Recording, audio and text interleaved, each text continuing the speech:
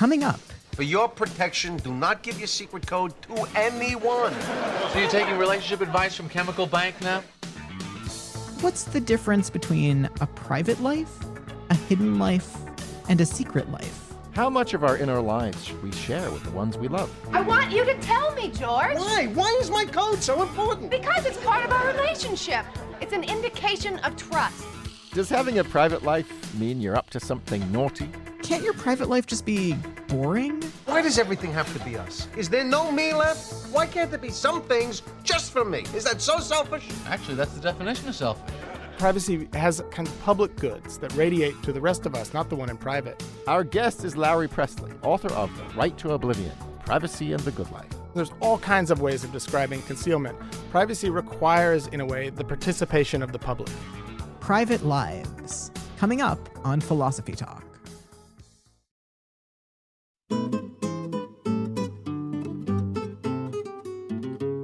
How far does our right to privacy extend? Should secrets always remain secret? Don't some people have a right to know? Welcome to Philosophy Talk, the program that questions everything. Except your intelligence. I'm Ray Briggs. And I'm Josh Landy. We're coming to you via the studios of KALW San Francisco Bay Area. Continuing conversations that begin at Philosopher's Corner on the Stanford campus, where Josh teaches philosophy. And at the University of Chicago, where Ray teaches philosophy. Today, we're thinking about private lives. What private lives, Ray? I mean, look, between companies stealing our data and people sharing every detail of their lives on social media, privacy's pretty much dead. Well, not everyone's on social media. And hey, people who choose to post there are giving up their information freely. If you don't want to share something, just don't share it. Nobody's rights are being violated there. But even if you're not sharing stuff on social media, you're still being surveilled. Ever notice how you ask a friend about their shoes or something and suddenly you're getting 3,000 ads for Nikes? How did that happen? Oh, come on, you wanted those shoes. Yeah, sure, the company figures out that you're in the market for new sneakers and they pitch some ads to you. Where's the harm in that? Would you rather get ads for, I don't know, monster truck rallies or something? No, and I understand. Shoe ads, that's relatively harmless. But what about my banking information, my DNA, my medical history? I don't think random companies should have any access to that kind of thing. Oh, yeah, I agree about that. But I'm just talking about your hobbies, what you had for lunch, silly cat pics you send to your friends. What's wrong with people knowing about those things? Well, it depends what your hobbies are.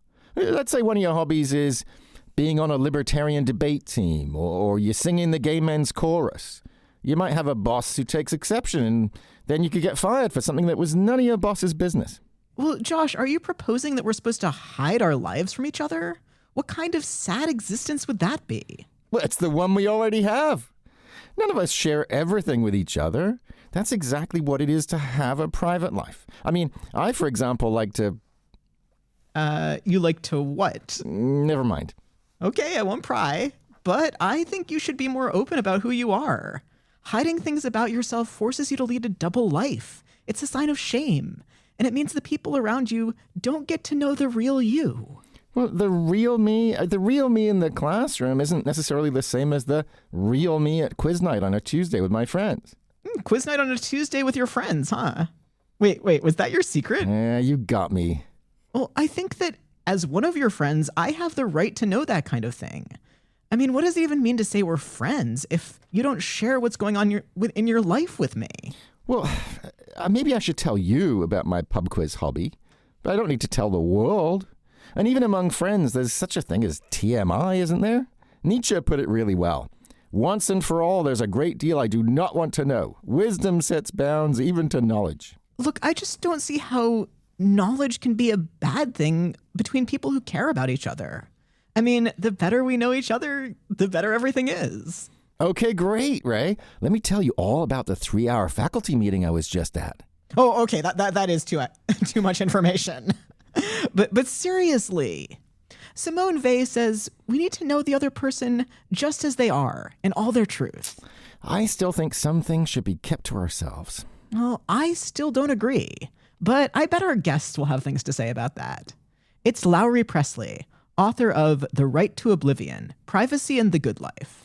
But first, we wonder what difference it makes to be surrounded by cameras, whether on our own computers or out in the world.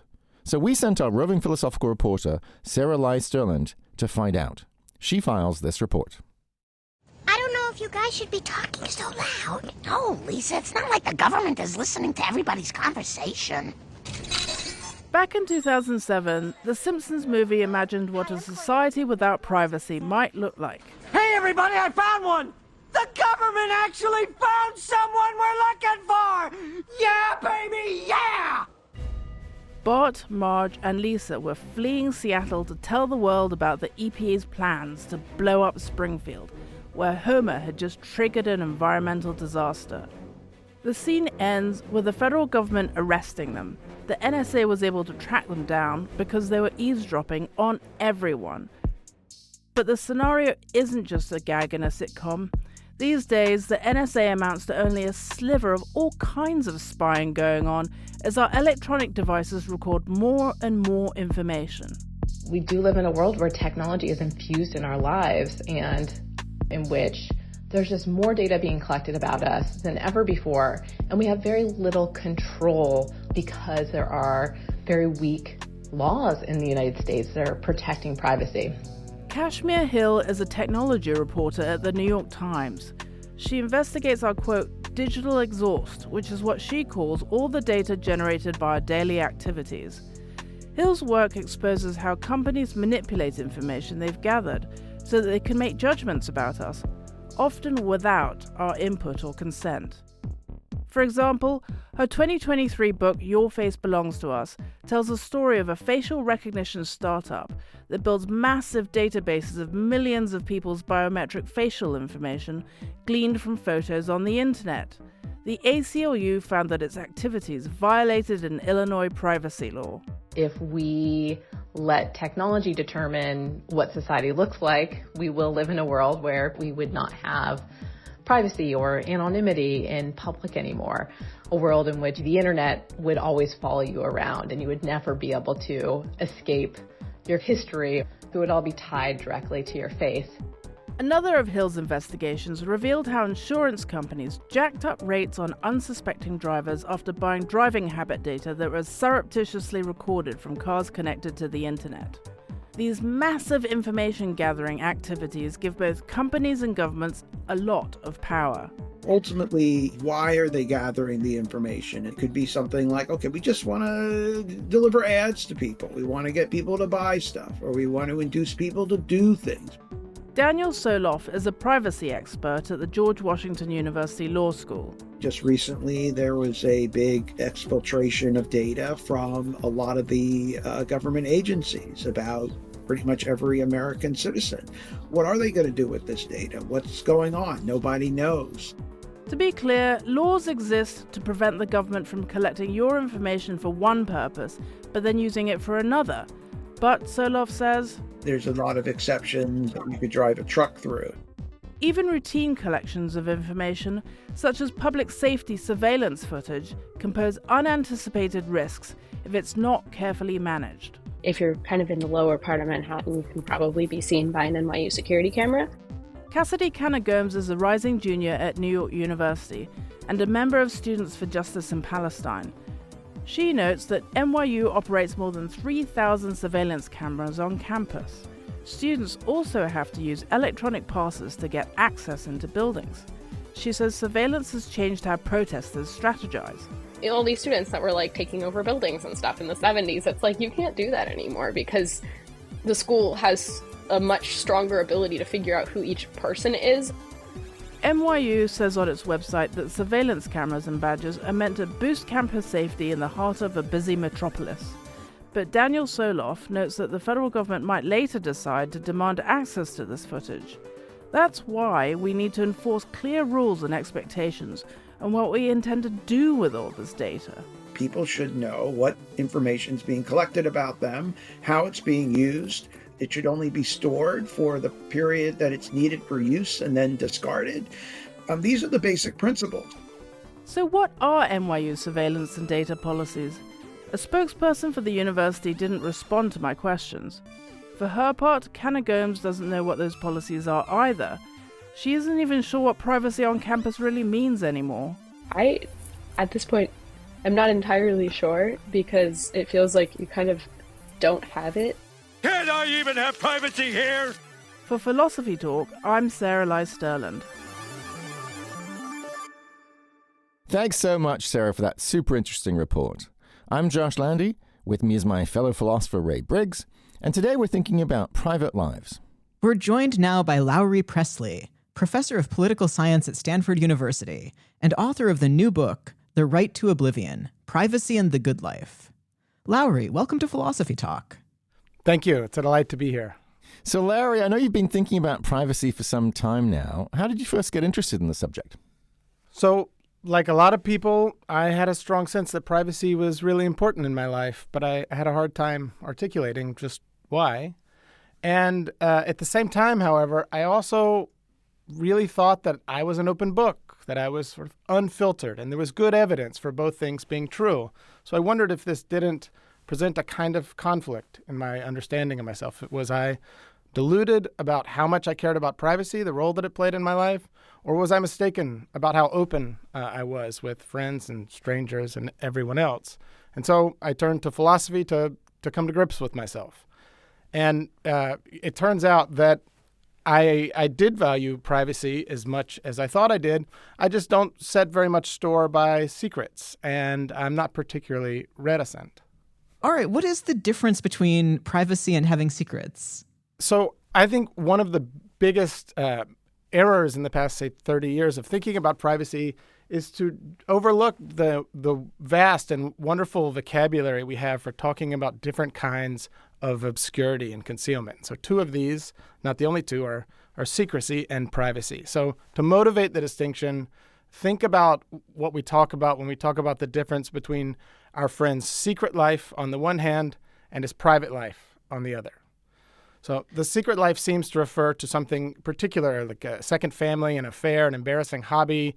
This is because for something to be a secret, there needs to be some definite piece of information that's known by at least one person and kept from one other person. So if it turns out that our friend doesn't have a second family, if he isn't playing clandestine Dungeons and Dragons or turning into Mr. Hyde at night or whatever, then the secret life evaporates. It turns out we were wrong to say that he had a secret life.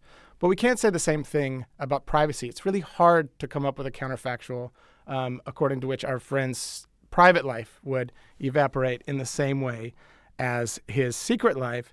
And this is because privacy refers to a type of concealment or obscurity that is fundamentally opposed to the creation of information, where before there had been a more ambiguous, you might even say mysterious form of unknowing. You said that one of the differences between secrecy and privacy is that secrets are known by some people but then concealed from other people. But I think that's true of some private information too. So what I look like in my pajamas, it's known to me and my family. It's not known to the general public, and I kind of don't want the general public to look at me in my pajamas, but that seems private and not secret. Why is that? So I'll say two things.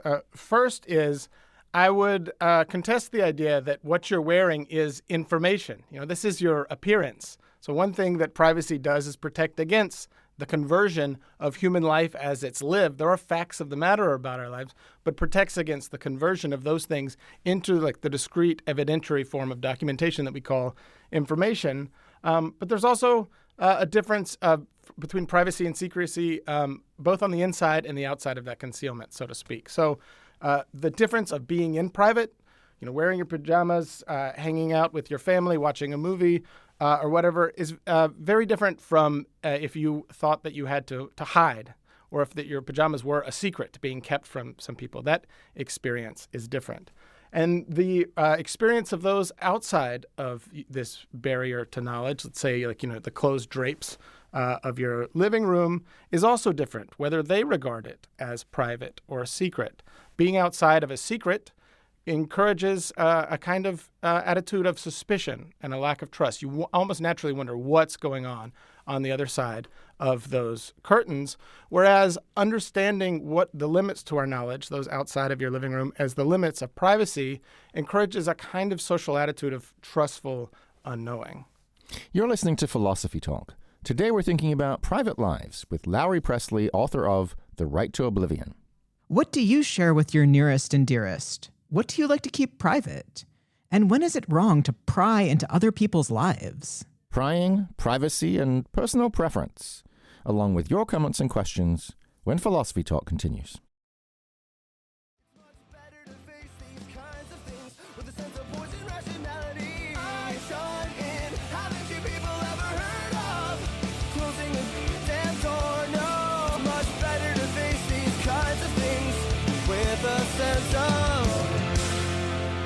Is closing the door enough to keep your secrets private? I'm Josh Landy, and this is Philosophy Talk, the program that questions everything. Except your intelligence. I'm Ray Briggs, and we're thinking about privacy with Lowry Presley, author of The Right to Oblivion. Want to go public with your questions about privacy? Email us at comments@philosophytalk.org or comments on our website. And while you're there, you can also become a subscriber and uncover the secrets of our library of more than 600 episodes. So, Lowry, at the end of the last segment, you were talking about the difference between privacy and how we associate it with trust versus secrecy and how we associate it with surveillance. Can you say more about that? Yeah, so take an intimate relationship. It could be roommates. I'm going to use my wife, as I like to do as an example, but in part because there's a famous saying that there are no secrets in a marriage.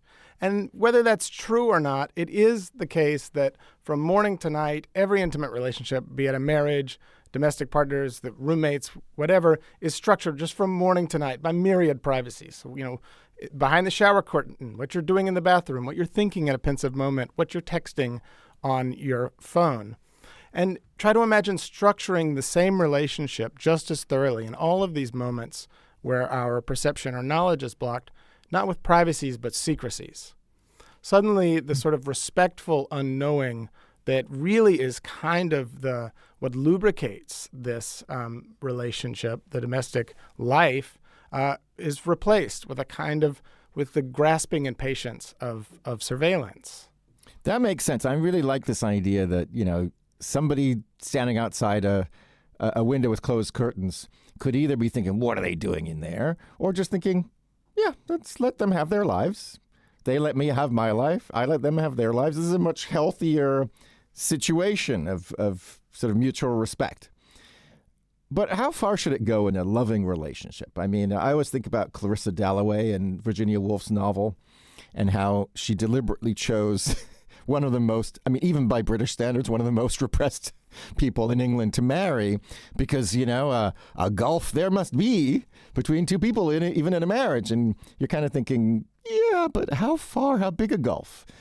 Don't we want to be in a relationship where not only do we not have secrets between each other, but even the barriers of privacy are a little bit lowered, right? They get to see me in my pajamas and I don't know, we go to the doctor with each other and things like that. So don't we want to be in a relationship where we don't really even have that much privacy anymore because we have love instead, we have connection, we have intimacy? Yeah, and so I think when we talk about privacy, and I think privacy is almost unique in this, that there's a tendency to be sort of absolutist about the two terms. But of course, life would be terrible if we were only in private. The goods of privacy depend on sort of opposite counter goods, like goods of publicity, goods of recognition, goods of being known.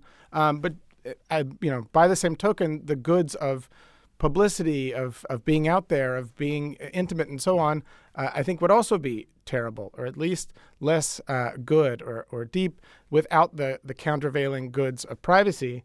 But even in the intimate relationship where, yes, you do have lowered boundaries of privacy, there is still, I think, a role for privacy to be played. One very quotidian one might be, it sort of keeps the romance alive if you keep the door shut when you're in the bathroom or something. This is a conversation I had recently. But another one is just going to be that there will always be limits to what you can know about even the person you know best, even yourself, but the person you know best, the person you love and live with and so on, there are always going to be limits to what you can know about them.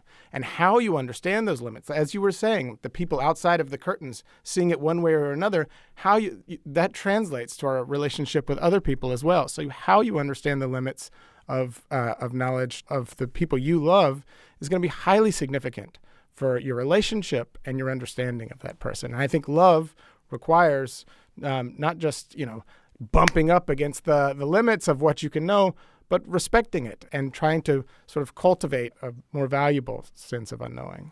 I have a question about this because it partly sounds factual. Like, I just cannot ever know another person because that's not how people are or how other people are.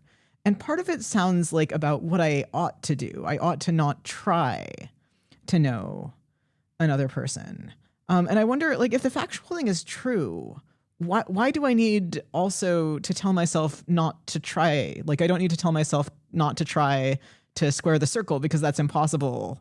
So, like, why have a value of privacy? It does sound factual, but the kind of fact it is about what the limits to our knowledge, what exists beyond the limits to our knowledge, we should say, is a difference between privacy and secrecy. It's a kind of social fact. So it's not a fact about us in the same way as sort of our biology is, or the way optics, the physics of optics work. But it's a fact insofar as it is a fact that consists of social practices and understandings. So that privacy is what it is, distinct from secrecy, depends on our understanding of what the limits to our knowledge conceal and what lies on the other side of them, and the sorts of social practices and norms we develop on the base of that understanding. So it's fragile. It's a kind of thing that we need to cultivate. Not like you don't need to cultivate the fact that I can't see through the walls here in the studio, but you do need to cultivate the idea that those barriers are those of privacy, or rather than those of secrecy, and so on. So actually, this raises a question for me about, like, cultural differences in rules about privacy. I have definitely, like, been in places where the rules about what kinds of questions you ask people, like strangers, to make small talk are different. Like, can you ask a stranger whether they have a partner and whether they have kids? Can you ask a stranger what their job is and how much money they make? So it seems like there's a lot of, like, I don't know, no fault disagreement about what is private. How does one navigate across cultural differences? Or, like, does your theory of privacy have anything to say about that? Right. There's a wide variety, even within cultures, of what considered the invasive question, the most common response to which is either that's none of your business or that's private. Even within a culture, there's just a wide variance of what kinds of question people consider invasive. But what is common across that variance, it's the thing by which we can see the variance, is the idea of the invasive question, is the idea of the barrier. So the way in which the theory travels is to the extent that these types of norms, although they vary maybe even wildly, are pretty universal. They're universal as far as I know. I don't want to claim to know every human culture of all time. But they're not universal across history is one thing. I mean, this is a distinctly modern value that we really started talking about in the 19th century. And as we've been talking about the sort of elision between the difference between secrecy and privacy, it might be one that's changing now. And so that's also another reason for sort of making these normative arguments for a particular view of how to understand these types of limits. You're listening to Philosophy Talk. Today we're thinking about privacy and secrecy with Lowry Presley, author of The Right to Oblivion. So Lowry, I really love this picture that you're painting for us of sort of two modes of existence, one of which is clearly preferable to the other. This sort of secrecy mode that we don't really, it's not super healthy. And here I think about some characters in Proust's novel. He has these hyper-jealous characters who are constantly surveilling their partners. And what's going on when I'm not around? And this is not good for anybody. It's clearly not good for the partner. It's not good for them. And on the other side, there's the idea that people are big, beautiful mysteries. And you emphasize the beautiful, right? I mean, I can appreciate you in part for who I know you are, but also in part for the mystery that is you. And I can kind of leave that alone in a good way. But what do you say about folks who see it differently? I think about the philosopher Diogenes, who thought, do everything in public. I think about hippies. I think about Montaigne, right? Another philosopher who thought, he profoundly believed that we change over time.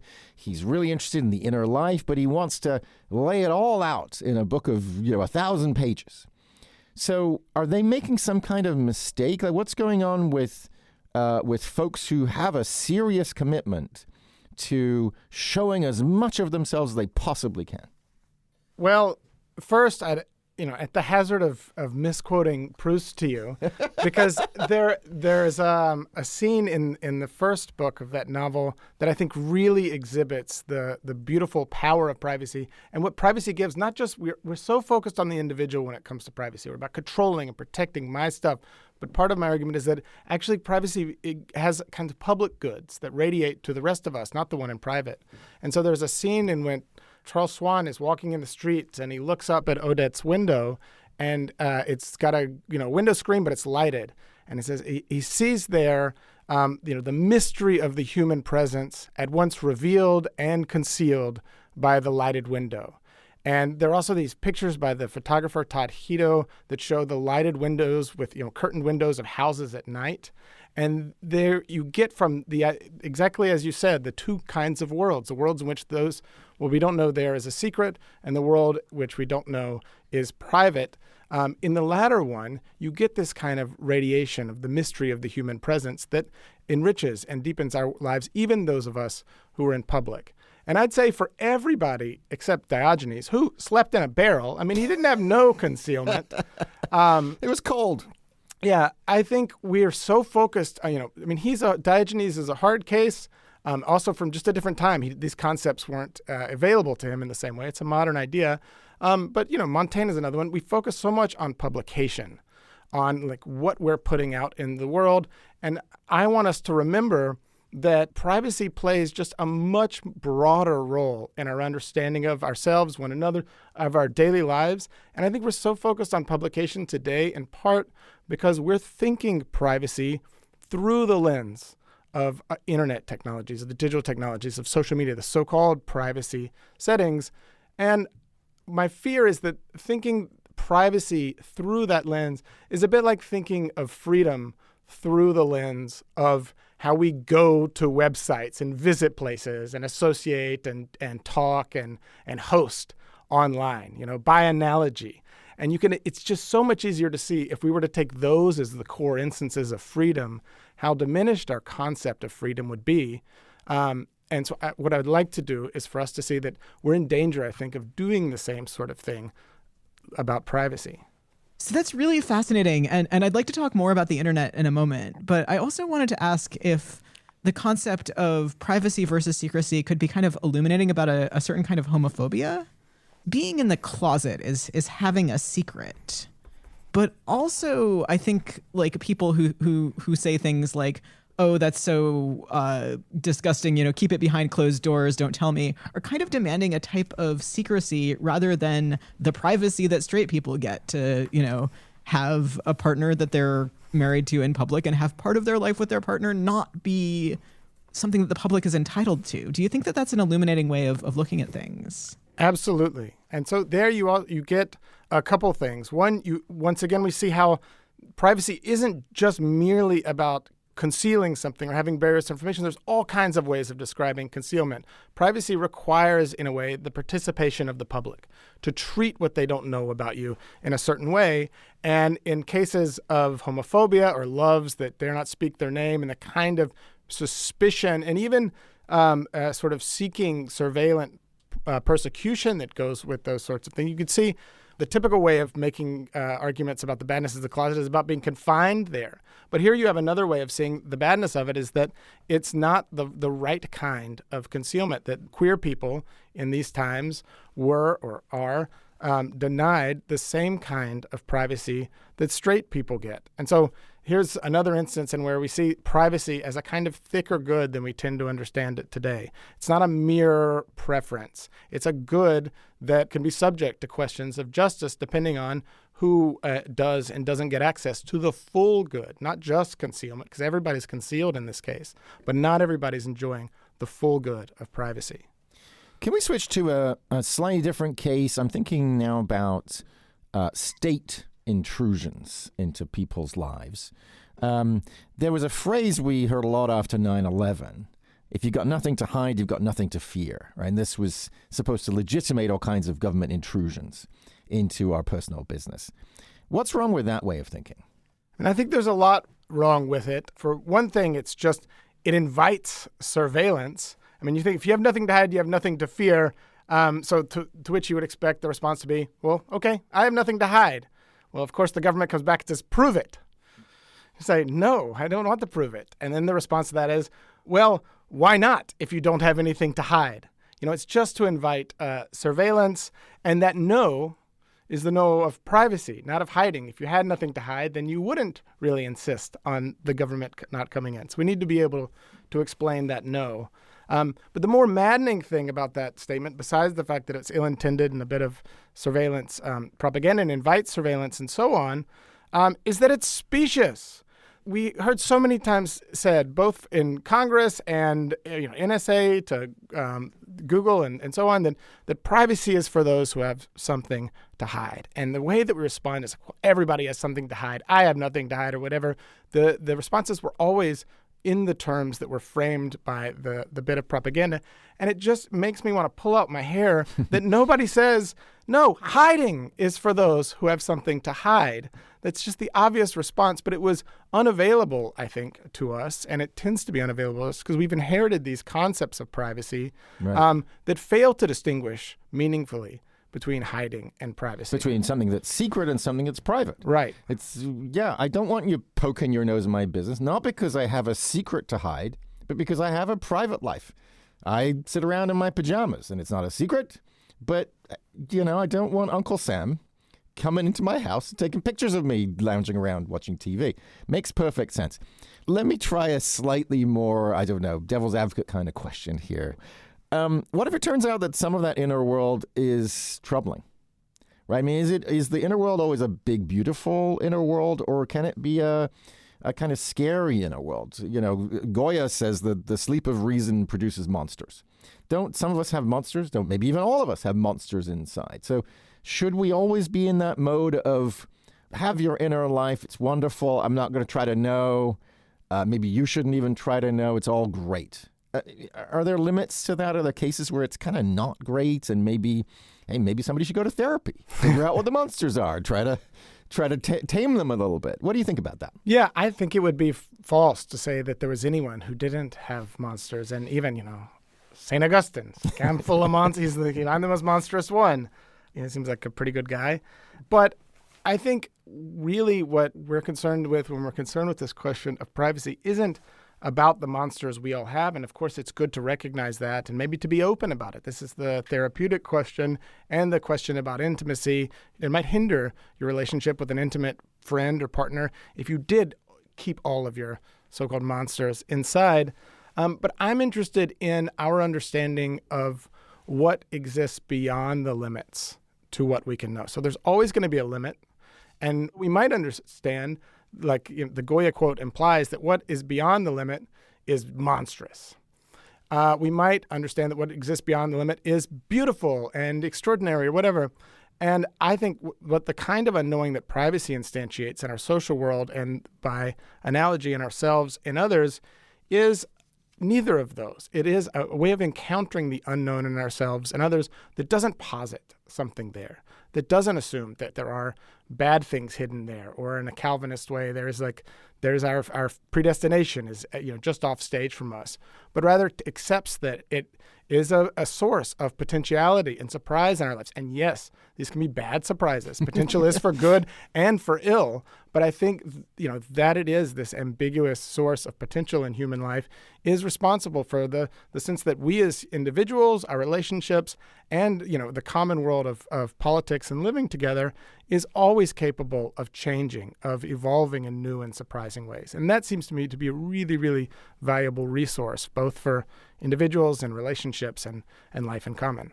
You're listening to Philosophy Talk. Today we're thinking about private lives with Lowry Presley, author of The Right to Oblivion. What do you do to protect your privacy? Should we have the right to scrub our online data? Or should people get to read your embarrassing LiveJournal posts from 15 years ago? Digging up the past or burying it deep? Plus commentary from Ian Scholes, the 60-second philosopher, when Philosophy Talk continues.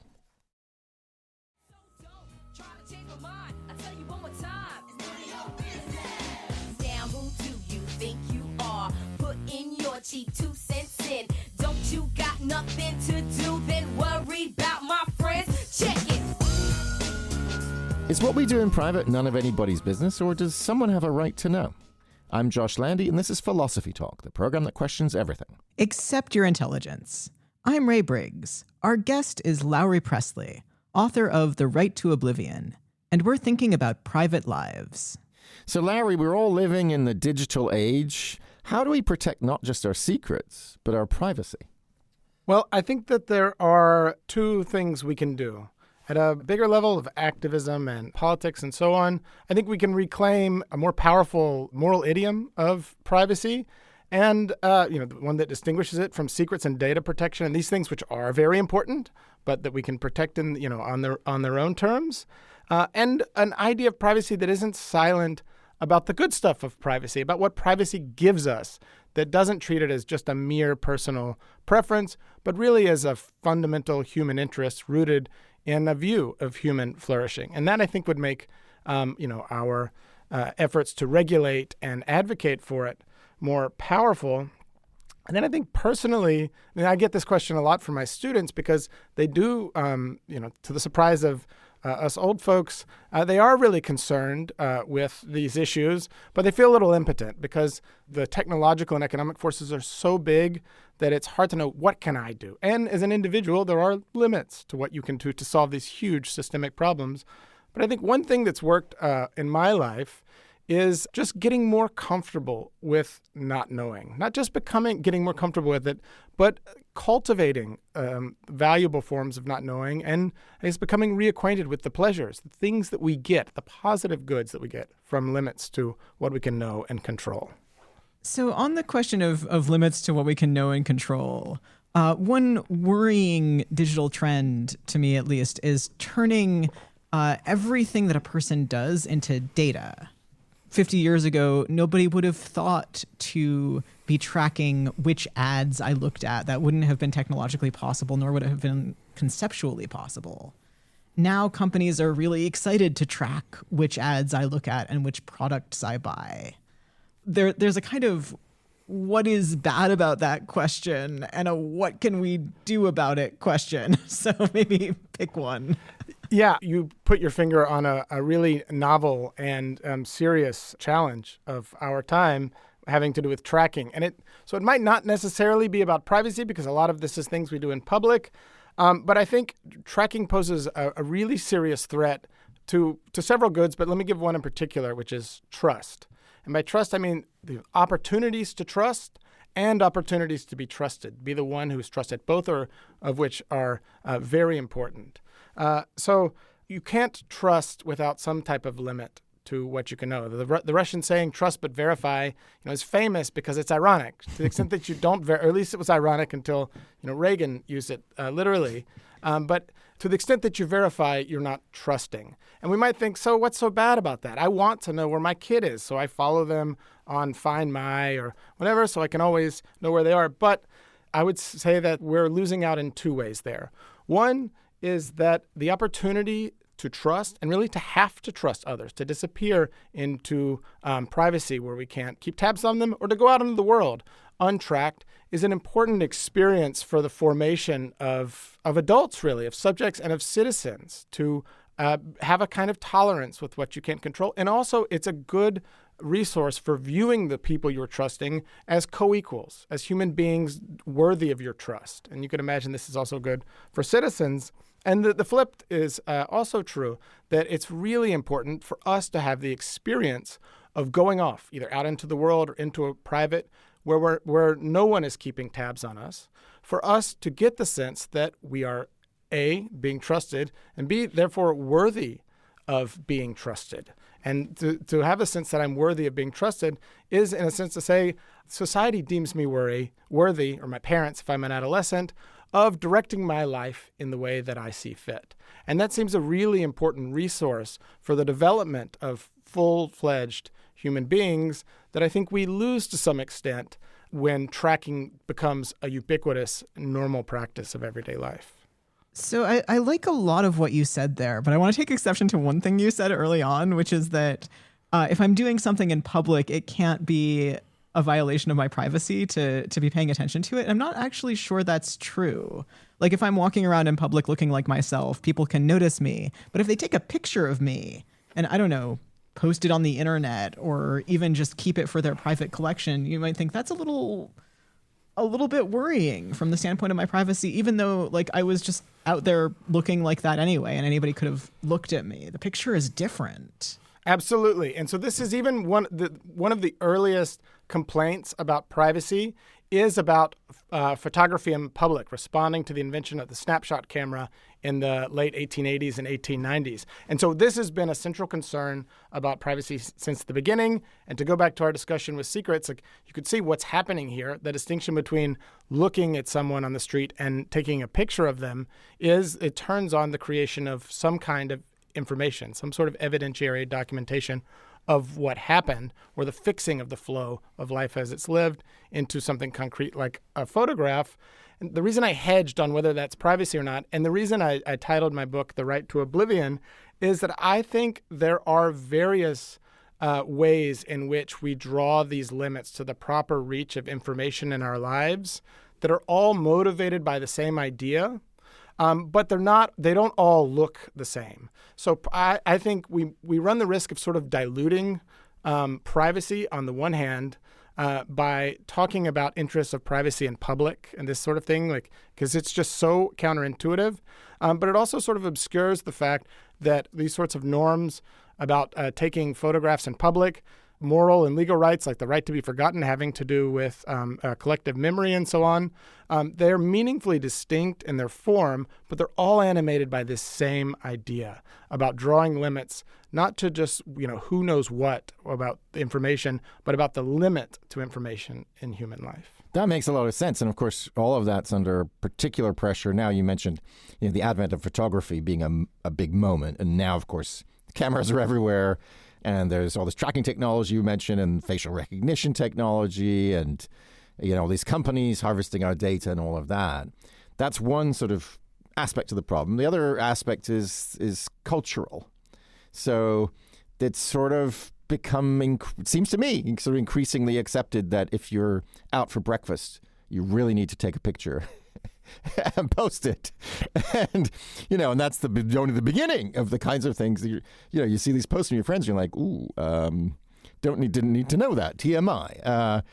The other thing I've noticed is this your silence speaks volumes thing on social media, where I feel like, hey, people should have the right not to have an opinion on some things if they feel like they haven't thought about it enough. They haven't gathered the data. But no, you have to speak about everything all the time. And so what do you think about the cultural component, especially in relation to generational differences?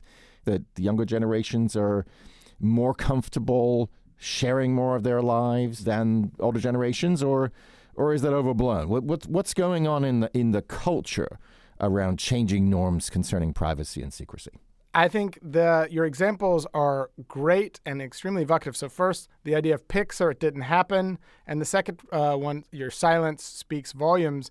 They both, for me, what I'm hearing is our previous conversation about privacy is only for those who have something to hide. These all communicate a pressure to expose oneself, to make oneself definitive, either one's views on a subject in the silence speaks volumes, or to document one's life. These are the kinds of pressures to turn everyday life into information that we saw in the surveillance state for sure, and they become habits of thought also.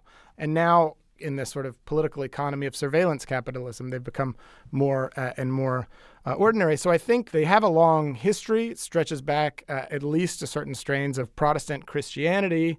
But I do think that there is something intensifying about our moment now, because we have these technologies that are always on us, always connecting us to publics in which we can participate by publishing and also be reading real time with a massive audience. And this is the kind of thing that, previously you would either need something supernatural, so like a deity, just an audience of one, or maybe the hosts of angels, or your ancestors are watching what you do in your bedroom or something.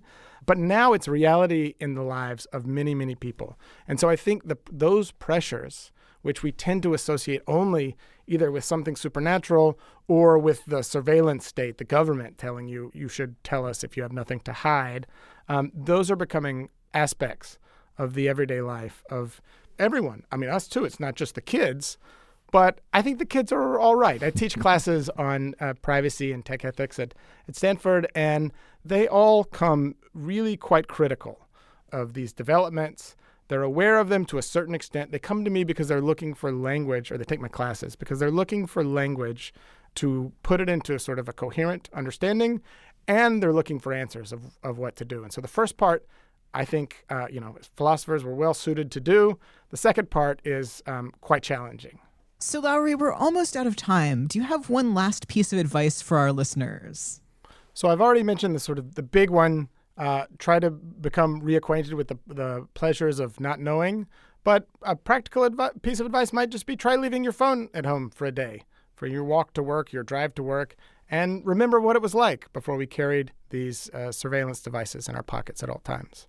Well, I, for one, have to become comfortable with all the things I don't know because there are so many, but I feel like I've learned a bunch from you today. Thank you, Larry, so much for joining us. Thank you so much for having me. Our guest has been Larry Pressley, professor of political philosophy at Stanford University and author of The Right to Oblivion, Privacy and the Good Life. So, Ray, what are you thinking now? Well, Josh, those are my personal thoughts and I don't feel like telling them to you. Touche. We'll put links, I guess not to that, but everything else we've mentioned today on our website, philosophytalk.org, where you can also become a subscriber and question everything in our library of more than 600 episodes. Now, a man whose speed is none of your darn business. It's Ian Scholes, the 60-second philosopher. Ian Scholes, privacy is a tricky concept. We value it and destroy it at the same time. We used to send postcards from vacation, now we take selfies. We used to have scrapbooks, now we have Instagram. Pornography used to be private. Just sneak into the theater, or at least I did. Then came video, DVDs, porno stars getting famous and paid actual union wages. With the internet, amateurs jumped in with homemade porn, sold on their own websites. Now we have subscription-based porn, streaming. Say hi to the object of your desire, tell them what to do, give them a tip. I don't know how that works. Venmo. True crime, which I watch a lot, features real people being murdered and murdering and mourning. Real cases, real people, Judge Judy. YouTube has also created a new category of celebrity. That is people who have shows about watching other shows. You have your multi-level marketing recruitment videos done by desperate housewives trying to get other housewives to sell overpriced beauty products mainly, or rather, as it turns out, to get other housewives to sell overpriced beauty products for them, who in turn do the same until the whole enterprise collapses under its own weight. It's called a pyramid scheme, which thrives in a world without piracy. Anyway, those videos are posted on YouTube by haters who gain fame, YouTube fame, by showing them and then stop them every few minutes to snark about how stupid they are. Kind of like Mystery Science Theater, only no movies, just out-of-focus Zoom calls. The recruitment ladies always preface their pitch with their own personal story, which is always the same. Had job, quit to have kids, now could use some extra income, MLM, here we come, now you come too. As you can imagine, this was a real growth industry during the lockdown. You can start your own business from the privacy of your own home, which will soon be full of unsold, overpriced beauty products you can't unload. Suddenly, we were all on Zoom. You had to shave in private, even though we weren't even going anywhere. It was also around this time, and just before that shorthand became a bit mental. For instance, lockdown. Everybody knows what that means, but we weren't locked down, were we? Like Steve McQueen in Solitary and The Great Escape, we wish. And conservatives started throwing out the word woke as if it was the worst thing since Hitler. Somewhat in the same vein, there was a reaction to widespread malignant narcissism, speaking of true crime. Many husbands on true crime shows would often disappear overnight or for a week and then explain to their wives it's because they're with the CIA.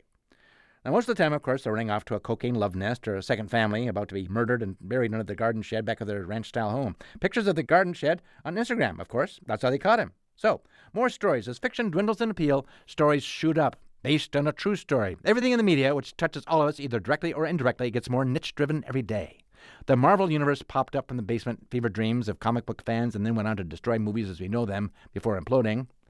Take the term Latinx, which I read was invented by activists, invented as a way to avoid gendering people as Latino or Latina.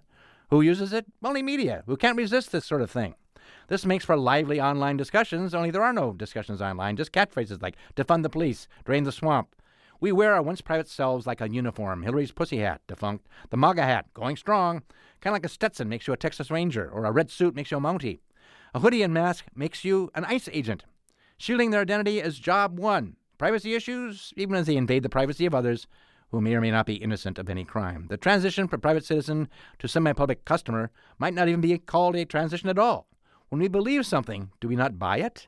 You buy that? What are you trying to sell me, bud? Looks like a pig in a poke to me. Of course, that's just a JPEG, and I understand there's always some shrinkage in shipping. Nothing to do but delete Amazon from my phone, I guess. Like, that'll happen. I'll just keep moving in my self-driving car, and maybe they'll leave me alone. I gotta go.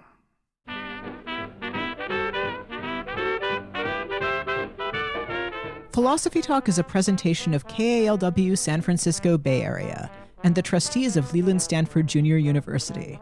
Copyright 2025. Our executive producer is James Cass. The senior producer is Devin Strolovich. Laura McGuire is the director of research. Thanks also to Pedro Jimenez, Merle Kessler, and Angela Johnston. Support for Philosophy Talk comes from various groups at Stanford University and from the members of KALW Local Public Radio San Francisco, where our program originates. The views expressed or misexpressed on this program do not necessarily represent the opinions of Stanford University or of our other funders. Not even when they're true and reasonable. The conversation continues on our website, philosophytalk.org, where you can become a subscriber and question everything in our library of more than 600 episodes. I'm Josh Landy. And I'm Ray Briggs. Thank you for listening. And thank you for thinking. They pretend like it's getting to know you when they're really just sizing you up. Oh, yeah, like we don't know what "where are you from" means. Might as well be asking about our income tax returns. I know.